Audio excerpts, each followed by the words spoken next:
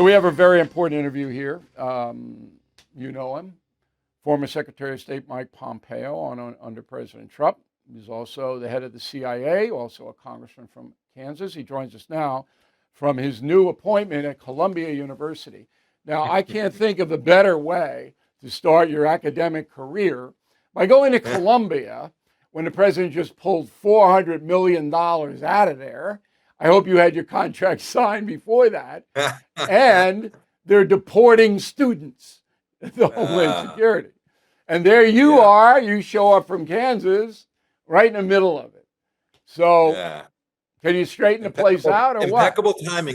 Impeccable timing as always, Bill. And first of all, it's great to be back with you. Thank you. Look, it's interesting. I'm actually happy that I have this opportunity to go to Columbia.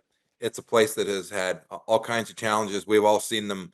Violence, protests, anti-Semitism running rampant, a faculty that is left of center way too often.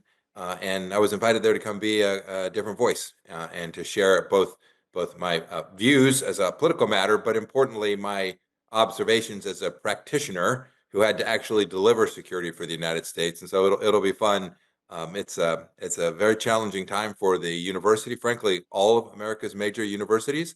And I hope I can be a constructive part of getting them back to something that honors the traditions that these great places had. Now, no loony students have given you a hard time so far, right? No, my interactions so far have been great. Kids have been interested, and many of them didn't agree with me on much. Some of them agreed with me on some, and a handful were more simpatico, if you will. But nobody's given me a hard time. All right, good. Let us know if that happens. Yeah. And I'll come out there. I was born in Columbia Presbyterian Hospital, so they have to let me on campus. All right, let's go to Ukraine. So my hypothesis, let me use that word, but it's not really a hypothesis because I know President Trump, as you know, pretty well, and I do talk to him. So he doesn't want to alienate Putin. He wants to soften Putin up so he gets him to a ceasefire discussion. And that's why you're not seeing him call Putin names and do all that kind of stuff. He also wants to tamp down Zelensky's arrogance, which we saw. Is this the wrong strategy on Ukraine? Well, Bill, what you're describing there are the personal interactions, right? So that's a very personalized view of this. I think both of those are correct. There's no reason for the Commander-in-Chief of the United States to mock or call names for any leader. You remember with Chairman Kim, he'd say we exchanged love letters. He talked about Xi Jinping in glowing terms from time to time. That was the personal. Same with Zelensky in that sense. I think you're right. I think he was trying to make sure Zelensky understood that without U.S. support, they were going nowhere. And I'm untroubled by either of those. The real proof is what's the policy? What's the outcome that President Trump's seeking? And from my vantage point, President Trump has always been someone who understood winning. And in this case, can't be the case that Putin can be perceived as having won. Whatever the outcome, whatever the geography, whatever the disposition in the end, we can't, that kind of aggression can't be rewarded because it'll get you more of it. And if there was one thing I'm proud of from our first 4 years, Bill, is we were pretty good at deterring the bad guys from doing exactly what they did to President Biden and invading Europe. We're pretty good at convincing folks like Hamas not to invade Israel on our watch. President Trump's pretty good at deterrence, and that's what he's going to try to get back. I'm counting on it. Okay, but you're going to have to let Putin save a little face. He's not going to surrender because he doesn't care about how many people are dead or anything like that. He just cares about himself. So you got to give him an exit ramp off. I think Putin wants the ramp, but you're dealing with an evil man here. He's just flat out evil. Do you believe that there will be a ceasefire? See, I said once Trump was elected, I think that ceasefire is going to happen. Do you believe it? Yeah, there'll be a ceasefire, but the interesting question is really the one that you pose, which is you have an evil dictator like Vladimir Putin who has, to date, evidenced nothing that suggests he's actually looking for that off ramp that you described. Maybe he is, but he's been pretty good at masking any willingness to concede a single thing. In the end, Bill, how I think this ends up, the call it face saving, call it what you will. I think he wants to be back in the global world, his economy back connected to the global international Right. system. There's the solution, is that you find a mechanism by which to permit Russian activity back in the economic system. We rebuilt Japan, right? There's a long history. When these wars end, we allow these economies, the people of those countries, to engage in the world again. That's what I think Putin desperately needs for his own political stability back home. But also that's the ticket to give him something to say, look what I got us back. Yeah, but if you give them that ticket, you got to have European peacekeepers in there. So you've got to Right. give the Absolutely. Ukrainians some assurance. I mean, Trump was smart not to sign a document saying Putin breaks the ceasefire, the United States is going to go in with troops. You can't do that. But you can negotiate a deal where the UN or the EU would put, and you call them rebuilding, security to rebuild. And it'd be good if Putin kicked in a couple of billion too, which he'll make easily by, having the sanctions lifted on the oil stuff. So you know Putin pretty well. A lot of people just think that he is some kind of crazy guy. I don't see him that way. I just think he's flat out evil. Not crazy. And I've been criticized for saying he's actually pretty shrewd. And while he screwed this up, he thought he'd get to Kyiv. He thought he'd get victory on the ground. Terrible strategic mistake, no doubt about it. He's not crazy. He is evil, and the rationality flows from that. I don't think there's any doubt that his intentions were even greater than that. In my judgment, he wasn't fearing NATO was going to attack him. For goodness sake, that's just nutty. He was trying to begin the revisit of something greater for Russia, Yeah, just and like he Georgia and exactly, Belarus. He was trying to duplicate that. that's it. And he Okay, didn't get it. This was a fail, he and now didn't he's got to get find it. a way to So solve now it. you got to give him a push out, but you can't hammer him between the eyes like the idiot Democrats are trying to do. You say to them, well, if you do that, you'll never get a ceasefire, and they have no answer. Let's go to China.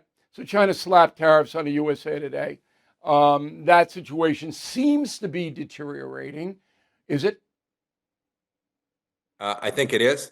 And I know some will want to blame President Trump for that. I think this is all Xi Jinping. This challenge that's being faced by the entire world. And by the way, it's connected to Russia. We shouldn't forget for a second that the primary consumer of Russian energy today is the Chinese Communist Party, getting discounted crude oil and gas out of Russia. China is a huge beneficiary of this war continuing in Ukraine, in Europe. But I think it's deteriorating because Xi Jinping now believes that he's got a place where he can actually exert influence and shape things in a way that his predecessors didn't believe. This is a rough translation from Mandarin, Bill. You'll have to forgive me, but the old motto was uh, hide your power and bide your time. And Xi Jinping's no longer hiding his power; he's showing it full force, and it's going to require a real American response. Well, when you say a response, everybody gets nervous. Is that going to be a military response? Can't do that, right? Well, Xi Jinping's going to. We're not going to attack China militarily, Right. but Xi Jinping is already running into ships in the South China Sea. He's Doing that for the circling. last 5 years, though. See, Right. as So long as he doesn't touch Taiwan, then that's right. the U.S. is going to allow some of that to happen. But I see it this way, and maybe I'm wrong. I think that China's economy is really wobbling, just like Russia's. But China is more intense, and she, like Putin, probably at this point in history, would want a better economic situation, and he would be willing to deal for that. Am I wrong? I think you're wrong. I think Xi Jinping has concluded that this is the moment. So you've heard some of our generals talk Okay. about 2027, and I can't put a marker down as for time, but I think Xi is willing to sacrifice an awful lot of his economy to gain a global advantage, to get closer to the political hegemony that he seeks. It's going to be really hard. I agree. They've got huge long run demographic problems. Their real estate industry is way worse than anybody even knows, over levered.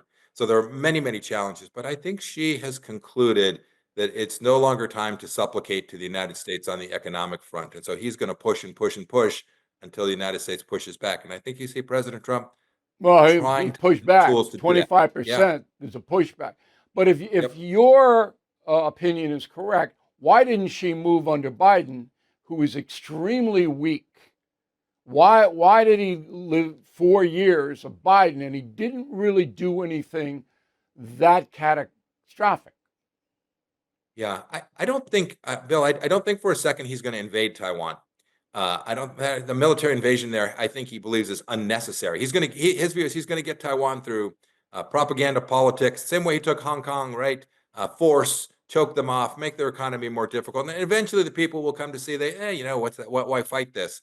And so I think this is a longer march for him. And I think he made real progress on that in the Biden administration, in the Pacific Islands, in Africa. You saw what's gone on in Panama under President Biden, where the Chinese got a foothold on our doorstep. I think this is a determined strategic effort, not a Xi Okay. Jinping military takeover. He knows he can't actually win that. The United States would, in the end, crush him. Um, the American press, portraying Donald Trump over the world as a villain. That hasn't stopped. And then they point to Trump denying Kyiv U.S. intel, and then Trump saying to NATO, we're not going to do any military exercises. Let's take them one by one. As you know better than anybody, the reportage on the intel is just flat out ridiculous, because British intelligence gets everything we have and they just give it to Kyiv. So it doesn't matter what, and you're the former CIA chief, doesn't matter what Trump said, well, we're not going to give anything. The Brits have it all, and they'll give it to them. Am I wrong there? I think that reporting is highly hyped. I always joke, Bill, that if I watch the BBC, I wouldn't like America either. Right. So, but it's most people don't understand that. They don't understand how it works. Okay, you do, because you were in there, and I do because I've been around for so long. The second military exercise thing, I didn't quite get why Trump did that. Do you know? No, I don't know. Look, we've been trying to help them with training for an awfully long time. When I was CI director, we were helping the Ukrainians. It was President Trump who provided the Javelin missiles, right? People forget President Trump did that. It was President Trump who put American energy in the front, making Vladimir Putin's resources worth less. I don't know why he chose that particular tactic. It might have to do with Putin and some phone calls. It might. It might. And by the way, I'm not privy to any of that. I'm not either. Trying to solve this. But that's the only thing I can think of. All right. Now, a lot of people, including myself, believed that you would have been an asset to this Trump administration, but you weren't invited. Do you know why? No, I don't know the particulars of why. But again, I give presidents lots of latitude to pick the team they want. He picked I know that, but you did a good job. He picked an entirely new team, Bill. I think that's what he wanted. He even said you did a good job. He told me you did a good job. So I worked hard, that's for sure. Yeah. I mean, I was surprised, a man of your experience, and you know all of these players. I would have put you as defense secretary. I don't think Hegseth is the guy. I would have put you there.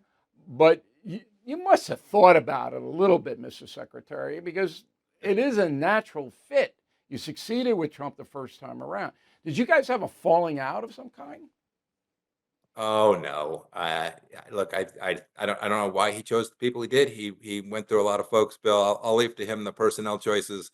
I had said before, if he asked me to go serve whatever role, whether it was in the Defense Department, wherever, I'd happily go serve.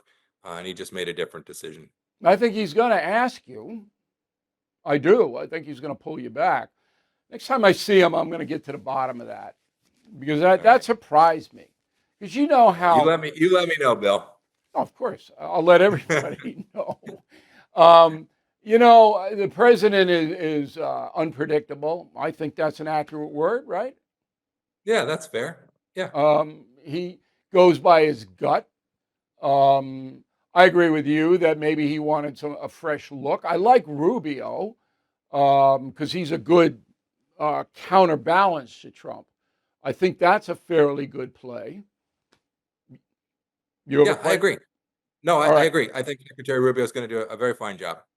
Because when he picked Tillerson, the oil guy, who you saved his bacon, remember that? I do, what? Vividly. Yeah. What? That was a disaster. And then he brought you in because you're the pro, and then you guys straightened it out. When Trump left office, when he was defeated in 20, the world was fairly stable then. I mean, it wasn't, as you pointed out earlier in this interview, there wasn't a lot of threats on the doorstep. Would that be accurate? We had things in a pretty good place. If you think about what fell apart relatively quickly, Europe fell apart. The advancements that were the Abraham Accords in the Middle East were dead stopped even before the massacres of October 7th. And then, we had come close to delivering on President Trump's commitment to reducing our forces in Afghanistan to zero or near zero. And President Biden came in and pulled the plug, and we all know the calamity that followed there. Not only the 13 dead and the many, many injured, but I think much of the chaos that ensued in the final 2.5 years of the Biden administration was a direct result of that epic failure in Afghanistan. Yeah, None of that happened for our 4 years. there's no doubt in my mind that that's true. All right, Mr. Secretary, really appreciate your time. I know how busy you are trying to straighten Columbia University out. And if you need any help, I'm 20 miles away. I'll be happy to come I may over. it's going to be bigger than me, but I'll give it a go. Yeah, I mean, he'll be happy to see me, and it's all of that. And I hope you'll be available to us from time to time, because I don't think there's anybody else who knows the world better than you do. I mean, you got a pretty good handle on it. And again, we're Well, thank very you, Bill. grateful you're speaking with us today. Thank you. Thank you. Bless you, Bill. Have a good day. See you soon. The average American's feeling financial strain more than ever before. Expenses up, but wages are not. So it's no surprise that folks are resorting to credit cards to get by, even if that means carrying high balances and interest rates into the 20s or 30s. If you are a homeowner and stuck in this cycle of mounting debt, you need to call my friends at American Financing. Their salary-based mortgage consultants are saving homeowners an average of $800 a month. Plus, if you act now, you might be able to skip your next mortgage payment. There are no upfront fees, so it costs nothing to find out how much you could save. It's time to break free from the stress of debt.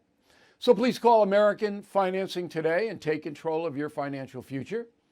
888-462-9557. 888-462-9557. AmericanFinancing.net. All right, joining us now from Washington is a guy, a very smart guy, Dr. Hal Brands. He's got a new book out. I have it. I'm perusing it. The Eurasian Century, Hot Wars, Cold Wars, and the Making of the Modern World. It's out in January. He is a distinguished professor of global affairs at Johns Hopkins School of Advanced International Studies. It's a lot to get on a business card there, Doctor, a lot of that stuff on one little card. So, but anyway, you know what you're talking about. What I'm interested in is the change and the danger rise. So we got with Russia and China allying to hurt the West over Ukraine. That's a pretty, everybody knows the situation, but that's very intense, right?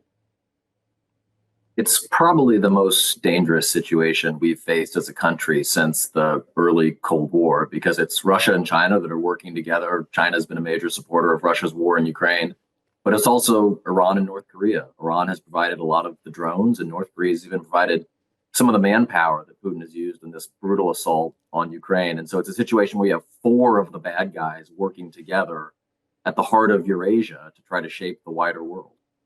But they're not trying to shape it in any good way, right? They're totalitarian. That's right. That's right. I mean, these are all deeply autocratic, deeply undemocratic regimes. They all want to carve out big spheres of influence, which they would probably rule in a pretty brutal fashion. They want to bring about a world that is totally different than the one that Americans have known and have done so well in over the past. Yeah, well, there's no place years. for freedom or free enterprise at all. Reminds me of the late 1930s when you had the Axis powers, Hitler, Mussolini, and some others joining together to try to impose fascism on the world. And then you had Japan, which was a fascist state as well, in the Pacific. Is there any difference? I think there's some pretty strong parallels. Back then, the problem was that you had a handful of separate aggressive countries that were all sort of doing their own thing in their particular regions, but the combined effect of that was to destabilize the wider world. And of course, eventually the United States got dragged into the conflicts that resulted. Today, you have a similar phenomenon where Russia and China and Iran and North Korea, they all want their own things. They all have their own agendas, but they're all putting pressure on the international system that America and its friends built at the same time. And if anything, they're cooperating more closely than the Axis powers did in the late 30s and early 40s. Yeah. Now, from your vantage point, is there anything that President Trump should be doing or should not be doing? If you were to have dinner with him tonight, would you have any suggestions for him? I think he's on the right track in terms of putting a lot of pressure on Iran. I think Iran is the weakest member of this autocratic axis, and it is the one that has been most softened up over the past year, mostly by Israel, for the imposition of this pressure. And so he's got a good chance to really squeeze the Iranians and maybe get a stronger nuclear deal than the U.S. got back in 2015 under the Obama administration. The thing I would tell him not to do is not to think that he's going to be successful in prying Russia and China apart. You've sometimes heard this, not so much from Trump, but from people around him, that if the war in Ukraine ends, maybe the United States can enlist Russia to help contain China. I just don't think that's how it works. I think let me challenge you. Close. Let me challenge you on that, okay? So we got Johns Hopkins, you.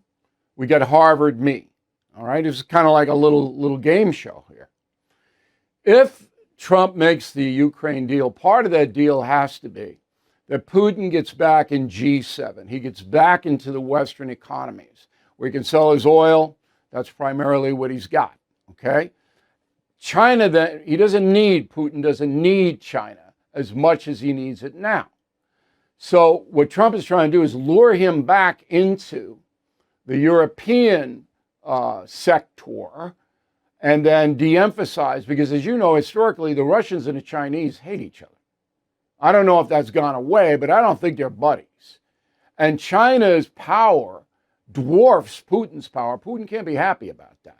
Putin needs money. He needs commerce. So that's what Trump is thinking. Where's he going wrong? I think the theory of the case is exactly as you described it. I think the challenge is sort of twofold. One is, how much do you have to give Putin to get him to put some daylight between him and China? And I worry that the answer might be quite a lot. And the second point is that, Putin knows that if he cuts a deal with Trump, there's no guarantee that deal is going to last beyond January 20th, 2029. And so he will welcome reduce sanctions, greater economic engagement from with the West, because I'm sure he's not entirely comfortable with the degree of dependency he's developed on China, but he's not going to push China to the side of the road, because that's a long. I don't think he's going to push it, but China can't do him too much good economically other than buying his oil.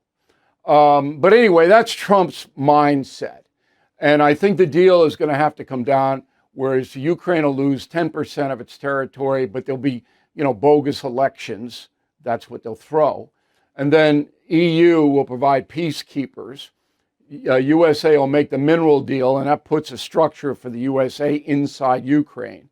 And then Putin will be allowed back into the G7, and he'll go to all the meetings and all. That's what I think is going to happen. You got anything else that you think might pop in there? I would just say I still think the critical element is whether there's going to be a U.S. Backstop for the European security. That would be the mineral deal. I think that's part of it. Yeah. I would just say I think that the Europeans know that they're going to be in trouble if they get attacked by the Russians if the U.S. isn't there to help, and so they don't need the U.S. there holding their hand every day. They just need a promise that the U.S. will be there in extremis if things really. No, but they'll up their spending. They're not suicidal over there. They're greedy, the Europeans. And interestingly enough, you look at the ambassadorships. You ought to have your students do this. Who Trump has appointed in all of the European capitals. These are tough guys. Yeah. So. And I think the Europeans have gotten the message on defense. Oh yeah, that's great. It's just going to take them a few years to get to the point where they're a little bit more self-reliant. Now, Americans, by and large, don't understand much of this. I'm not being supercilious, word of the day, but they just don't know. They don't know what tariffs are, which is why I took the time to explain it. They don't know the dynamic. They just want to live their lives. They don't want to get involved with geopolitics. They don't understand the dynamic that is taking place and the huge changes in the world. This is a deficit for America that they don't understand, right? Yeah, I think it's also a testament to the success of what the U.S. has tried to do over the past 80 years. We've been successful in preventing other global wars from breaking out, Great Depressions from breaking out.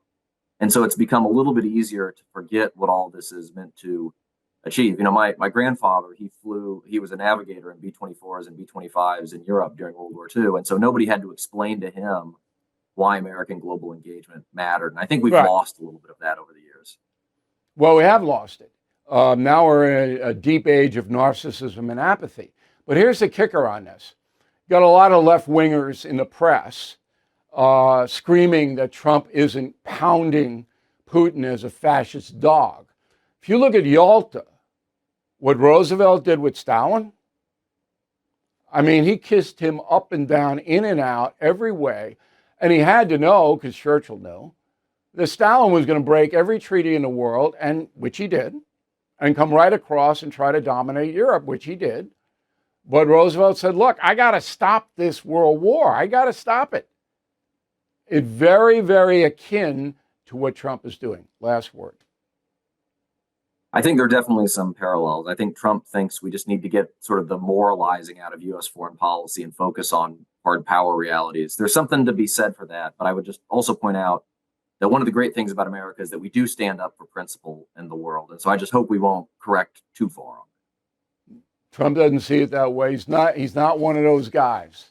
He's a businessman, cold-blooded businessman. So you're right. The theory about, here comes America to liberate everybody, it's not this president. He's looking out for Americans, and he wants peace. He doesn't want war. He's not a warmonger at all, okay? But he's not looking at it like we have a responsibility to the rest of the world to keep them safe. Would you say that was accurate? I think that's a very accurate description of how Trump sees the world.